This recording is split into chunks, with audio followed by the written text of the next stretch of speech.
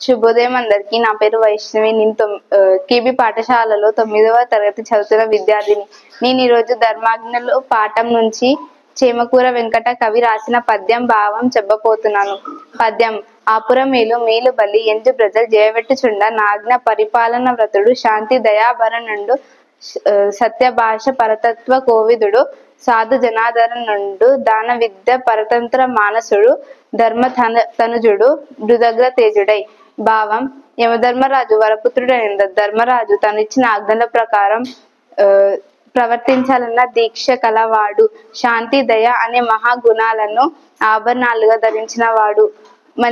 నిజం చెప్పడంలోని స్వరస్యాన్ని బాగా తెలిసిన వాడు. మంచివారిని ఆదరించి పోషించిన వాడు.